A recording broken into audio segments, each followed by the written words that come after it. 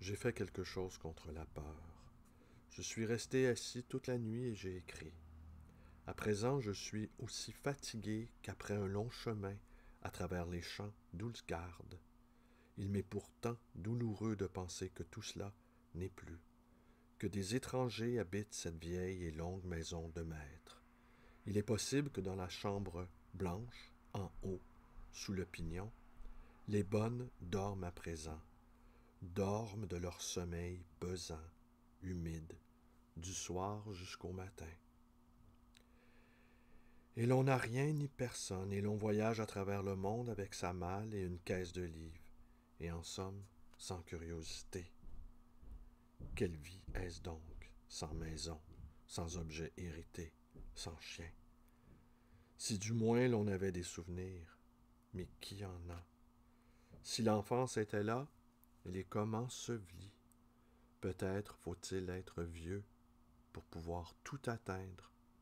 Je pense qu'il doit être bon d'être vieux. Alors c'est tiré de cet ouvrage de Rilke, les cahiers de Malte, Lauride, Brigg. Bonjour, bienvenue à l'atelier librairie, le livre voyageur animé par Fabienne Roch et moi-même, Bruno Lalonde. Nous sommes à Montréal le 9 septembre 2020. Alors, je voudrais vous parler d'un certain nombre de choses aujourd'hui. Et c'est de là la difficulté de la parole et de l'écriture, c'est qu'il faudrait dire les choses sans violer ni le secret de l'intimité des gens qui nous entourent et qui, parfois, furtivement, croisent notre existence. Il y a quelques jours, un jeune ami à moi que j'estime fort me disait au fond, Bruno, tu n'as pas besoin d'écrire. C'est toute ton existence qui est littéraire. Et j'ai trouvé la formule belle et passablement juste. Parce qu'au fond, c'est vrai, j'ai passé ma vie dans les livres. Et je vois tout à travers le prisme des livres. Les livres m'ont façonné, m'ont parfois mutilé, m'ont parfois blessé. Les grands livres, les bons livres, nous obligent à la confrontation avec soi. Les grands livres nous précipitent dans une sorte de gouffre intérieur. Les grands livres nous obligent à regarder notre part d'ombre parfois. Alors oui, cette existence toute littéraire, je vous ai lu ce passage-là parce que je ne peux m'empêcher, chaque fois que je croise le nom de Rilke, ou que je lis des passages de Rilke, je ne peux m'empêcher de songer à cet homme que j'ai croisé au début, au tout début de ma vingtaine. Peut-être j'avais 19 ou 20 ans. Et cet homme-là, aujourd'hui, je suis convaincu qu'il est mort. 40 ans plus tard, il était déjà à mes yeux un homme âgé, c'est-à-dire un homme de 40 ans. À 20 ans, les hommes de 40 ans, c'est des vieillards. Et pour un homme de 85 ans, un homme de 60 ans, c'est un tout jeune homme. Pour un enfant, un adulte de 20 ans, c'est déjà un adulte fait. Alors, je dirais pas que tout est relatif, mais tout dépend du regard que l'on jette sur autrui. Et cet homme, dont le prénom m'échappe, c'était mon voisin de chambre dans le quartier latin à Montréal. Et lui, il vivait dans une extrême indigence, dans une extrême pauvreté. Il n'y avait rien chez lui, il n'y avait pas de souvenirs là. Il n'y avait pas de souvenirs et inlassablement, il lisait et traduisait Rilke. Il y avait quelques ouvrages de Rilke et des dictionnaires français et allemands. Il passait ses journées à lire et à traduire Rilke. Je pense qu'il était amoureux de moi. En tout cas, je lui plaisais bien. Hein. Un tout jeune homme, 20 ans, on est beau à 20 ans. Même les moches sont beaux à 20 ans. Tout le monde est beau à 20 ans. Hein. Beau comme à 20 ans. Mais évidemment, moi, évidemment, j'aurais pu avoir de l'intérêt pour lui, mais mon désir me portait vers l'autre sexe. Le désir irrépressible me portait vers l'autre, le grand autre. Mais je l'appréciais quand même, j'appréciais sa compagnie, j'appréciais son esprit. Et il était édenté. Je dirais, ouais, quel étrange détail. Il était édenté parce que quelques années auparavant, donc aux alentours, peut-être début des années 70, peut-être milieu des années 70, il avait été battu à mort par des Hells Angels qui avaient... je ne me souviens plus des détails, mais il l'avait battu presque à mort. En tout cas, il l'avait laissé pour mort dans un terrain de camping parce qu'ils avaient deviné chez lui son orientation sexuelle. Alors, c'est évident qu'une telle réaction de violence, en tout cas, ils avaient été quelques-uns, ils l'avaient roué de coups, et il avait perdu ses dents dans le... Comme c'était un homme extrêmement pauvre, qui se nourrissait qu'exclusivement de pommes de terre. Ça aussi, c'était plutôt étonnant. Et toutes les formes de pommes de terre au four, pommes de terre pilées, pommes de terre frites, pommes de terre, la possibilité, les possibilités qu'offre la pomme de terre sont quasi infinies. Alors lui, il bouffait que des pommes de terre. Il m'arrivait parfois de partager avec lui un repas de pommes de terre. Et il me lisait des passages de Rilke. Alors, 40 ans plus tard, chaque fois que je pense ou je lis des trucs de Rilke, je ne peux m'empêcher de penser à cet homme. Alors, c'est aussi ça, aussi, les livres. C'est que les livres, non seulement nous permettent de rester branchés sur notre propre humanité, mais sur l'humanité des autres aussi. Et des textes aussi fins, aussi sensibles que ceux de cet auteur autrichien nous ramènent à l'essentiel, nous ramènent au strict essentiel. Et c'est le deuxième sujet que je voudrais aborder avec vous. Et ça, c'est difficile pour moi parce que je ne voudrais pas... Ai-je assez de sensibilité pour dire ce que je ressens? Ben, je vais... Sans que ce soit... sans que ce soit tapageur, sans que ce soit une mise en abîme de ma propre valeur, sans que ce soit une manière de bien me faire valoir moi-même. Comment être nuancé? Hein? Alors, vous le savez, ceux qui suivent, les quelques-unes qui suivent mes activités sur les plateformes, moi qui suis assez fébrile, c'est un mode de communication que j'aime bien, qui me convient d'ailleurs. Et donc, je suis très actif sur Facebook et j'ai été passablement actif sur ma chaîne YouTube, comme en fait foi les 1500 vidéos que j'ai créées sur mes deux chaînes. Alors, j'étais ami avec un homme qui écrivait tous les jours. Et cet homme-là est décédé en juin dernier. Et depuis, nous nous entrelisions, lui et moi. Moi, je lisais tout ce qu'il écrivait, et lui, il lisait tout ce que j'écrivais. Il arrivait, semble-t-il, d'écouter mes vidéos. Et nous ne nous sommes jamais vus, nous ne nous sommes jamais rencontrés. Mais j'avais pour cet homme, et j'ai pour cet homme, une réelle estime et une véritable affection. Ah, pourquoi? Hein? Pourquoi? Il avait, d'abord, c'était quelqu'un qui écrivait parfaitement bien. pas juste pas des fautes d'orthographe, là, parce que bon, il y a des correcteurs pour ça.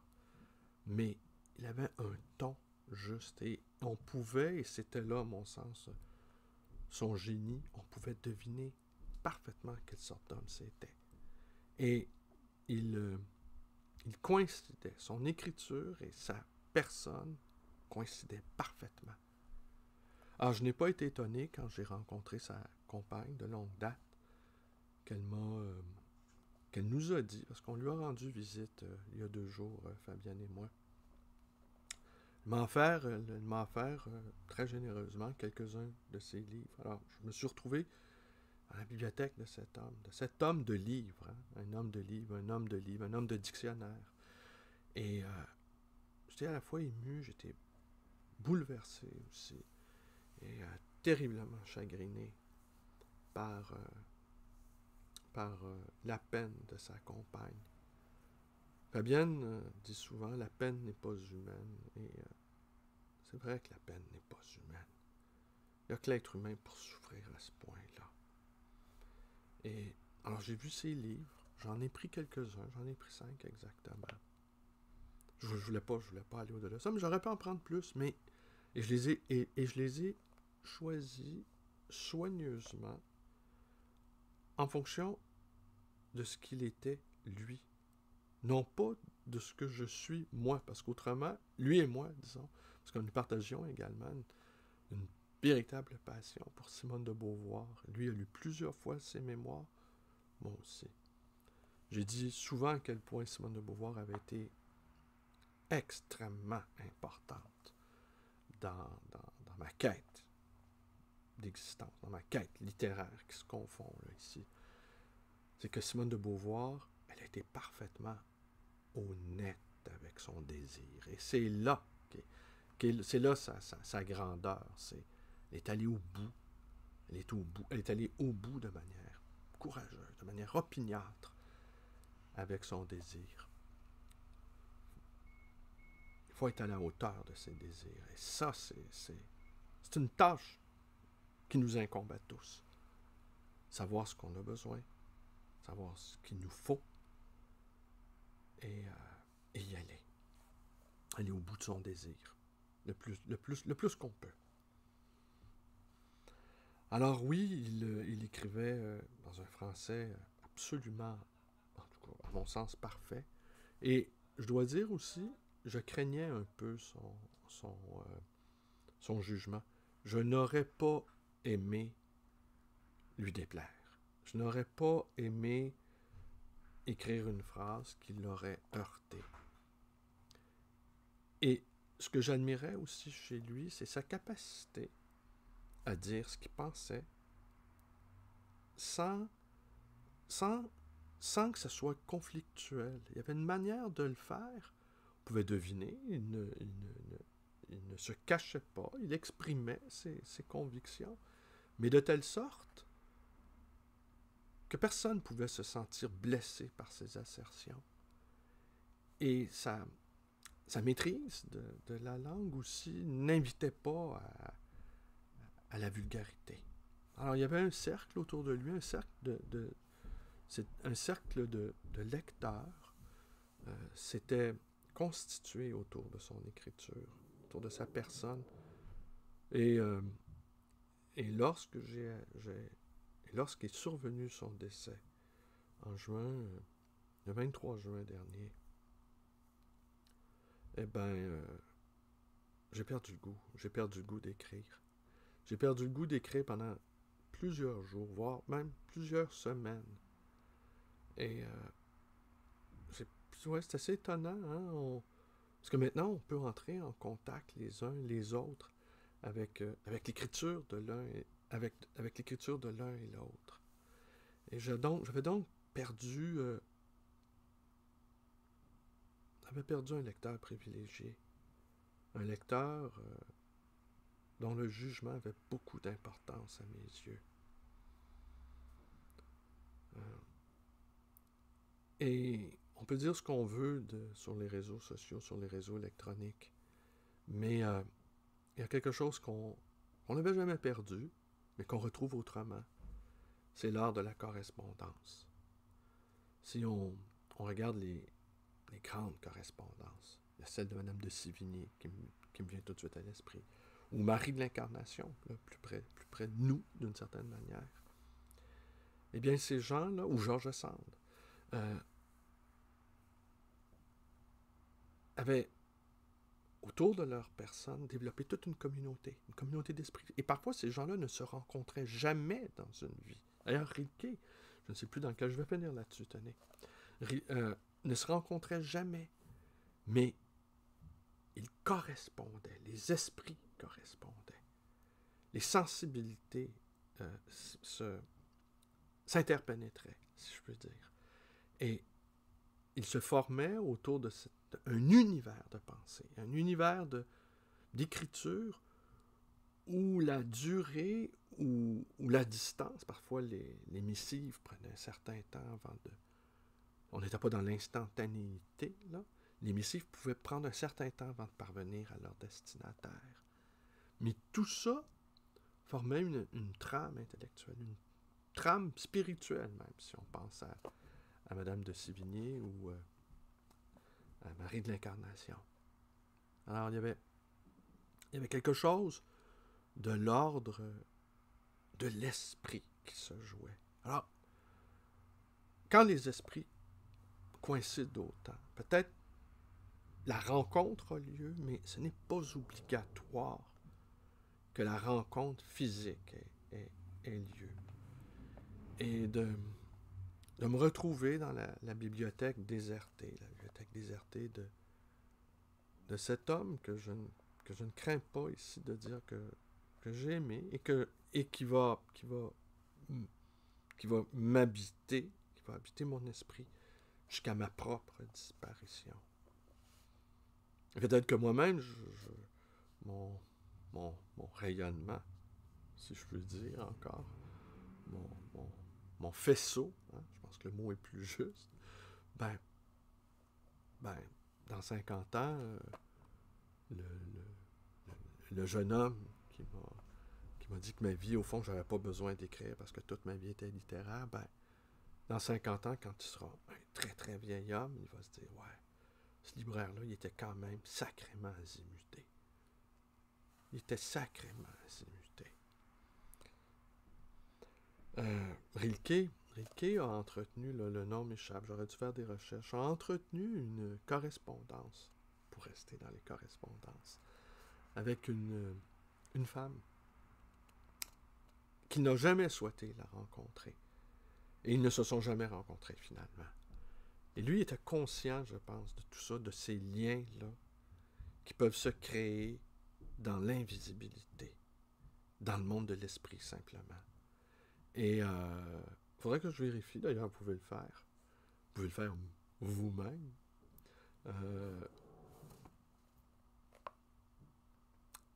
Une dernière chose aussi que je voulais vous dire aujourd'hui.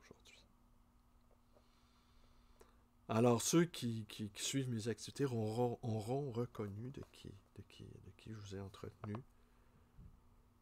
On s'est pris une bonne dose de chagrin, Fabienne et moi, suite à la visite chez cette dame qui nous a dit, ah oui, elle nous a dit, je ne peux pas ne pas vous dire cela, qui nous a dit, qu'en faisant le ménage de sa bibliothèque, parce que je lui ai posé la question, je lui ai dit, mais pourquoi un tel empressement? Parce qu'elle les offre, les livres, là, il y a pas, c'est pas un truc de petits négoces, là, de petits commerces, là, elle les offre, les livres. Et je lui ai demandé pourquoi un tel empressement à se défaire de la bibliothèque. Et j'ai compris que c'était pas juste une question de deuil, c'était une question peut-être de partager du chagrin d'une certaine manière. D'offrir ces livres qui ont été aimés, ce sont des livres qui ont été lus, qui ont été réfléchis, qui ont reçu la vie, ces livres-là. Il leur a insufflé sa propre existence à ces livres-là. Une manière non pas de disperser, mais de propager, de propager, en fait, l'amour. Hein. Au fond, ce sont des objets d'amour, ces livres-là donnés. Et elle nous a dit, quand qu'en procédant au tri, au ménage, elle avait su, parce qu'elle a toujours su, mais elle avait su combien et comment elle l'avait aimé. Ouais.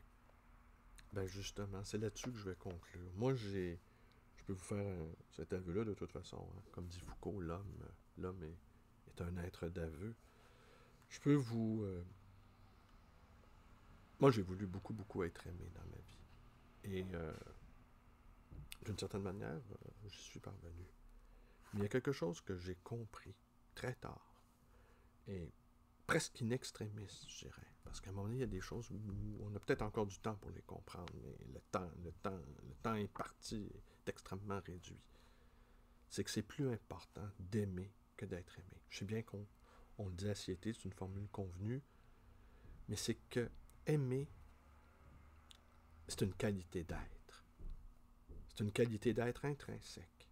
Avoir la capacité d'aimer, c'est infiniment plus important que d'être aimé. Parce que ça relève à la fois de notre intériorité, ça relève du tissu de notre être. Un être qui ne sait pas aimer, eh bien, c'est une catastrophe pour lui. Parce qu'on peut être aimé pour des raisons, on peut même être aimé pour des raisons, des mauvaises raisons. On peut être aimé aussi pour des bonnes raisons. On peut être aimé parce que on a une belle voiture.